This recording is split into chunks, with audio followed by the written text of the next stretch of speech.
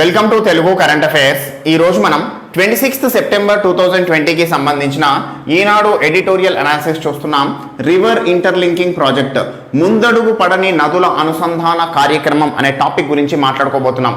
So ప్రధానంగా చూస్తే రాబోయే APPSC group 1 mains exam November నెలలో జరగబోతోంది. సో ఈ గ్రూప్ 1 మెయిన్స్ ఎగ్జామ్లో జియోగ్రఫీ ఏరియాలో one of the expected question area ఏంటంటే ఈ నదుల అనుసంధానం. సో దేశంలో ఈరోజు పెద్ద మొత్తంలో చర్చలో ఉన్న అంశం ఈ నదుల అనుసంధానం. దేశంలో ఉన్న కొన్ని సమస్యలకి పరిష్కారం ఈ నదుల అనుసంధానం అనేసి ఈ రోజు నిపుణులు చెప్తున్నారు. సో భారతదేశంలో ఇప్పటికి ఇంకా జనాభా పెరుగుదల దశలోనే ఉంది. 2050 సంవత్సరం కల్లా భారతదేశ జనాభా ప్రపంచంలోనే అత్యధిక జనాభా గల దేశంగా భారతదేశం ఉండబోతోంది అంటున్నారు. అదేవిధంగా భారతదేశంలో ఇంత పెద్ద మొత్తంలో పెరుగుతున్న జనాభా ఆహార అవసరాలు తీర్చాలంటే పెద్ద మొత్తంలో సాగునీటిని అందుబాటులోకి తేవాల్సిన పరిస్థితి. సో ఈ సాగునీటిని అందుబాటులోకి తేవాలి అనే సమస్యకి పరిష్కారమే ఈరోజు నదుల అనుసంధానం అనేసి చెప్తున్నారు నిపుణులు. అదేవిధంగా దేశంలో ఈరోజు చూస్తే కొన్ని ప్రాంతాల్లో అతివృష్టి అనేది ఉంటుంది, మరికొన్ని ప్రాంతాల్లో అనావృష్టి ఉంటుంది. ఉత్తర భారతదేశంలో పెద్ద మొత్తంలో వరదలు వచ్చి ఈ యొక్క నదులన్నీ పొంగి పొర్లుతున్న సమయంలో దక్షిణ భారతదేశంలో చెన్నై వంటి నగరంలో త్రాగడానికి నీరు దొరకని పరిస్థితుల్ని మనం గమనించాం. సో ఇలాంటి పరిస్థితుల నుంచి కూడా బయటపడాలంటే పెద్ద మొత్తంలో ఈ నదుల అనుసంధానం అనే ప్రాజెక్ట్ ని ముందుకు తీసుకురావాలి అనేసి ఈ రోజు నిపుణులు చెప్తున్న పరిస్థితి. సో ఇలా కొన్ని సమస్యలకి పరిష్కారంగా ఉన్న ఈ నదుల అనుసంధానం గురించి పూర్తి స్థాయి ఇన్ఫర్మేషన్ తెలుసుకోవాల్సిన అవసరం ఎంతైనా ఉంది. సో ఈ క్రమంలోనే ఈ రోజు పేపర్లో వచ్చిన ఈనాడు ఎడిటోరియల్ కి తోడుగా కొంత బ్యాక్గ్రౌండ్ ఇన్ఫర్మేషన్ ని జోడించి మొత్తాన్ని ప్రజెంట్ చేయబోతున్నాను. సో చూస్తే ఈ యొక్క భారతదేశంలో నదుల నీటిని సద్వినియోగం చేసుకోవడం ద్వారా మాత్రమే ఈ యొక్క సమస్యల్ని అధిగమించవచ్చు అంటున్నారు నిపుణులు. అయితే ఈ క్రమంలో వచ్చిన కొన్ని నివేదికల్లో ఉన్న ముఖ్యమైన అంశాన్ని మనం ఇక్కడ గమనిస్తే ఇండియాలో రాబోయే 10 సంవత్సరాల కాలంలో గంగా, సింధు, బ్రహ్మపుత్ర నదుల్లో నీరు తగ్గిపోయే అవకాశం ఉంది అంటున్నారు నిపుణులు. కారణం ఏంటంటే వాతావరణంలో మార్పులు, పెద్ద మొత్తంలో ఉష్ణోగ్రత పెరుగుదల వల్ల హిమనీ నదాలు అనేవి కరిగిపోతాయి, నూతన హిమనీ నదాలు ఏర్పడడం తగ్గిపోతాయి. ఈ క్రమంలో గంగా, సింధు, బ్రహ్మపుత్ర నదుల్లో నీరు తగ్గి ఆ నదీ పరివాహక రాష్ట్రాల మధ్య యుద్ధాల వంటి పరిస్థితి తలెత్తే అవకాశం ఉంది అని చెప్తున్నారు నిపుణులు. అదేవిధంగా దేశంలో నీటి సమతౌల్యత లోపించింది ఇప్పటికే, మరియు 2050 నాటికి వివిధ ప్రాంతాల్లో సంక్షోభానికి దారి తీయవచ్చు అని చెప్పేసి భారత జాతీయ జల సంఘం 1999లోనే ఒక సూచన అనేది చేసింది. అంతేకాకుండా ఇందాక మనం చెప్పుకున్నట్టుగా 2050 కల్లా భారతదేశం ప్రపంచంలో అత్యధిక జనాభా గల దేశంగా అవతరిస్తుంది. ఈ క్రమంలో ప్రజల యొక్క త్రాగునీరు మరియు సాగునీటి అవసరాలు తీర్చడానికి మరియు పెరిగే జనాభాకు అవసరమైన ఆహారం పండించడానికి నీటి అవసరం అనేది పెద్ద మొత్తంలో ఉంది. అంతేకాకుండా ఈరోజు భారతదేశంలో సాగు భూమి ఎంత ఉంది అంటే 15 కోట్ల హెక్టార్లు. సో ఈ 15 కోట్ల హెక్టార్ని కనీసం 18 కోట్ల హెక్టార్లకి తీసుకెళ్ళినప్పుడు మాత్రమే పెరిగే జనాభాకు అవసరమైన ఆహార పదార్థాలని పండించవచ్చు. సో మనం గత సంవత్సరం చాలా గొప్పగా చెప్పుకున్నాం, భారతదేశంలో 25 కోట్ల టన్నుల ఆహార పదార్థాల ఉత్పత్తి జరిగింది అనేసి. కానీ పెరిగే జనాభాకి అనుగుణంగా ఆహార పదార్థాలు పెరగాలంటే 2050 సంవత్సరం కల్లా మన భారతదేశంలో కనీసం 40 నుంచి 45 కోట్ల టన్నుల ఆహార పదార్థాల ఉత్పత్తి అనేది జరగాలి అంటున్నారు. అదేవిధంగా దేశంలో ఈరోజు సగటున ఉపరితల నీటి లభ్యత ఎంత ఉందంటే 68,000కు పైచిలుకు టీఎంసీలు, 68,969 టీఎంసీలు ఉపరితల నీటి లభ్యత. కానీ ఆ ఉపరితలంలో లభిస్తున్న నీటిలో మనం వాడుకుంటున్న నీరు ఎంత అంటే కేవలం 13%, అంటే 8,800 టీఎంసీలు. అంటే మిగతా 87% సముద్రంలో కలిసిపోతున్న పరిస్థితి. సో ఈ సముద్రంలో కలిసిపోతున్న నీటిని మనం ఉపయోగించుకోగలిగితే పెద్ద మొత్తంలో నిరుపయోగంగా ఉన్న భూమిని సాగులోకి తీసుకురావచ్చు, పెద్ద మొత్తంలో ఆహార పంటల ఉత్పత్తిని పెద్ద మొత్తంలో పెంచవచ్చు అనేసి అంటున్నారు నిపుణులు. సో ఈ క్రమంలోనే అమెరికా, కెనడా, చైనా వంటి దేశాలు ఇప్పటికే అమలు చేసిన ఈ యొక్క నదుల అనుసంధానం కార్యక్రమాన్ని భారతదేశంలో కూడా తీసుకురావడం ద్వారా మాత్రమే ఈ యొక్క సమస్యల్ని పరిష్కారం చేయవచ్చు, పెద్ద మొత్తంలో సాగునీటిని అందుబాటులోకి తీసుకురావచ్చు, అదేవిధంగా ప్రజలకి అవసరమైన త్రాగునీటిని కూడా అందుబాటులోకి తీసుకురావచ్చు అంటున్నారు. సో ఈ క్రమంలోనే ఈ యొక్క నదుల అనుసంధానానికి సంబంధించి ఉన్న ముఖ్యమైన అంశాలను ఇప్పుడు మనం చూద్దాం.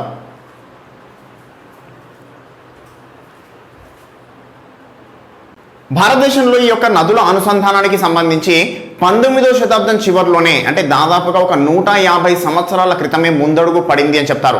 సో భారతదేశంలో బ్రిటిష్ వారి పరిపాలనా కాలంలో ఈ యొక్క నీటిపారుదల రంగానికి సంబంధించిన నిపుణుడైన సర్ ఆర్థర్ కాటన్ గారు అప్పట్లో దక్షిణ భారతదేశంలో ఉన్న నదులన్నిటినీ అనుసంధానం చేయడం వల్ల పెద్ద మొత్తంలో సాగునీటికి తాగునీటికి సమస్య లేకుండా ఉంటుంది. అదేవిధంగా ఈ యొక్క పెద్ద మొత్తంలో తీరరేఖ ఉన్న క్రమంలో ఈ యొక్క దక్షిణ భారతదేశ నదులన్నింటినీ అనుసంధానం చేయడం ద్వారా ఈ యొక్క అంతర్జాతీయ జల రవాణాకు కూడా పెద్ద మొత్తంలో దోహదపడుతుంది అని చెప్పేసి అప్పట్లో కొన్ని ప్రతిపాదనలు రూపొందించారు. కానీ అవేవి ముందడుగు పడలేదు. అంతేకాకుండా స్వాతంత్రం వచ్చిన తర్వాత జవహర్లాల్ నెహ్రూ గారి దగ్గర డాక్టర్ కేఎల్ రావు గారు పనిచేశారు.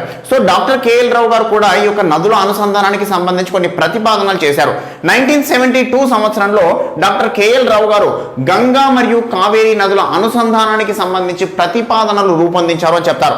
అదేవిధంగా 1977లో కెప్టెన్ దిన్షా దస్తూర్ అనే నిపుణుడు కాలువలు తవ్వి పూలహారం తరహాలో ఈ యొక్క నదుల అనుసంధానం చేయాలి అని చెప్పేసి కొన్ని ప్రతిపాదనలు రూపొందించారు. సో ఇవన్నీ ప్రతిపాదనలుగానే మిగిలిపోయి ఎక్కడ కార్యరూపం దాల్చలేదు అని చెప్తారు.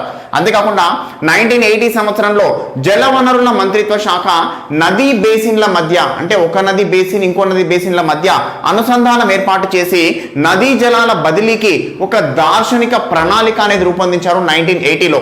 అదేవిధంగా 1982లో ఈ ప్రణాళిక అధ్యయనం చేయడానికి జాతీయ జల అభివృద్ధి సంస్థ అనేది ఏర్పాటు చేశారు. సో ఈ జాతీయ జల అభివృద్ధి సంస్థ ఏంటంటే ప్రధానంగా ఈ యొక్క ప్రణాళిక అధ్యయనం కొరకు మాత్రమే ఏర్పాటు చేశారు. అదేవిధంగా 1999లో జాతీయ కమిషన్ జల కమిషన్ అనేది ఏర్పాటు చేసి హిమాలయ నదులు గంగా సింధు బ్రహ్మపుత్ర నదులలో ఉన్న ఎక్స్ట్రా నీటిని దక్షిణ భారతదేశానికి తరలించడానికి ప్రయత్నం చేయాలనే ఉద్దేశంతో 1999లో జాతీయ కమిషన్ ఏర్పాటు చేశారు. అయితే ఇవన్నీ ఏవి పెద్ద మొత్తంలో ముందడుగు పడలేదు. కానీ 2002 సంవత్సరంలో అటల్ బిహారీ వాజ్పేయి గారు దీనికి సంబంధించి నదుల అనుసంధానానికి సంబంధించి పెద్ద మొత్తంలో చర్యలు తీసుకోవడానికి ముందడుగు వేశారు అని చెప్తారు. సో ఈ భారతదేశంలో నదుల అనుసంధానమే నా ఆలోచనలో ఉన్న అతి గొప్ప ఆలోచన అని కూడా ప్రకటించారట. సో ఈ క్రమంలోనే ఈ యొక్క నదుల అనుసంధానం అనేది తన ప్రగాఢ వాంఛ అని చెప్పేసి అటల్ బిహారీ వాజ్పేయి గారు ప్రకటించారు. సో వాజ్పేయి గారి ప్రకటన తర్వాత నీటి వనరుల మంత్రిత్వ శాఖ మరియు జాతీయ జల అభివృద్ధి సంస్థ ఈ రెండు కలిసి నదుల అనుసంధానం గురించి ప్రతిపాదనలు పంపాలి అని చెప్పేసి రాష్ట్రాలకు లేఖ రాశాయి. సో ఈ రాష్ట్రాలకు లేఖ రాయడంతో పాటుగా అప్పటి మంత్రి సురేష్ ప్రభు గారి నేతృత్వంలో ఒక టాస్క్ ఫోర్స్ కూడా ఏర్పాటు చేశాయి. సో రాష్ట్రాలకు లేఖ రాశారు కదా, ఈ యొక్క లేఖలకి 9 రాష్ట్రాలు స్పందించి దాదాపుగా 47 ప్రతిపాదనలు పంపించాయి. అదేవిధంగా సురేష్ ప్రభు గారి నేతృత్వంలో ఏర్పడిన టాస్క్ ఫోర్స్ కూడా దీనిపై అధ్యయనం చేసి దాదాపుగా 37 నదులను 30 ప్రాంతాల్లో అనుసంధానం చేయడం వల్ల పెద్ద మొత్తంలో ఈ యొక్క అనుకూలతలు ఏర్పడతాయి ఈ యొక్క నీటి బదిలీకి సంబంధించి అని చెప్పేసి ఈ టాస్క్ ఫోర్స్ వాళ్ళు కూడా నిర్ధారించారు. సో కానీ ఇవన్నీ ఏంటంటే ప్రతిపాదనలుగానే మిగిలిపోయాయి, పూర్తి స్థాయిలో ముందడుగులు పడలేదు. సో ఈ క్రమంలోనే ప్రస్తుతం ఈ అంశం చర్చలోకి వచ్చింది. సో ప్రస్తుతం జరుగుతున్న పరిణామాలు ఏంటి అనే విషయాన్ని చూసి ఈ ఎడిటోరియల్ని క్లోజ్ చేద్దాం మనం.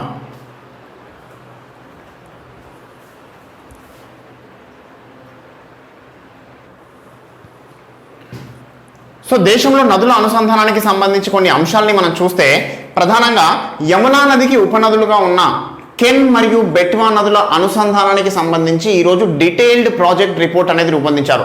సో డీటెయిల్ ప్రాజెక్ట్ రిపోర్ట్ అంటే ఏంటంటే పూర్తి స్థాయిలో ప్రాజెక్ట్ని ఏ విధంగా ముందుకు తీసుకెళ్లాలి, ఎక్కడెక్కడ కాలువలు తవ్వాలనే పూర్తి స్థాయి అంచనాతో రూపొందించిందే ఈ డీటెయిల్డ్ ప్రాజెక్ట్ రిపోర్ట్. సో ఈ డీటెయిల్డ్ ప్రాజెక్ట్ రిపోర్ట్ రూపొందించారు అంటే కెన్ బెట్వా నదుల అనుసంధానానికి ముందడుగు వేస్తున్నారు అనేసి అర్థం. సో ఈ క్రమంలోనే ఒకవేళ ఈ యొక్క ప్రాజెక్ట్ కెన్ బెట్వా నదుల అనుసంధానం కనుక పూర్తయితే మధ్యప్రదేశ్ మరియు ఉత్తరప్రదేశ్లోని చాలా ప్రాంతాల్లో ఈ యొక్క సువిశాలమైన భూములకి నీటి సరఫరా అనేది పెరుగుతుంది అనేసి అంటున్నారు.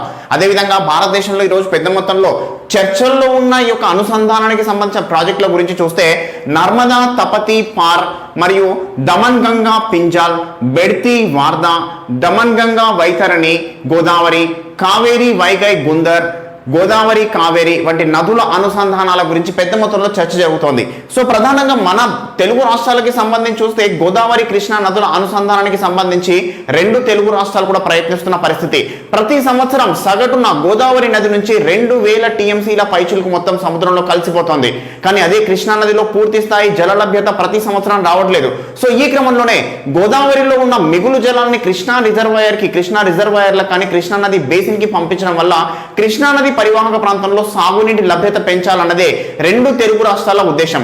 కానీ ఈ రెండు తెలుగు రాష్ట్రాల ఉద్దేశానికి తోడుగా ఈరోజు కేంద్ర ప్రభుత్వం తీసుకొస్తున్న ప్రాజెక్ట్ ఏంటంటే గోదావరి, కృష్ణ, పెన్నా, కావేరి నదుల అనుసంధానం. సో ప్రధానంగా ఈ కావేరి నదికి సంబంధించి కర్ణాటక, తమిళనాడు మధ్య పెద్ద మొత్తంలో గొడవలు ఉన్నాయి. సో ఈ క్రమంలోనే కావేరి నదికి సంబంధించిన సమస్యల్ని తొలగించడానికి గోదావరి నదిలో ఉన్న మిగులు జలాల్ని తరలించడం వల్ల సమస్యని సాల్వ్ చేయొచ్చు అని చెప్పేసి ఈ రోజు కేంద్ర ప్రభుత్వం కూడా ఆలోచిస్తున్న పరిస్థితి.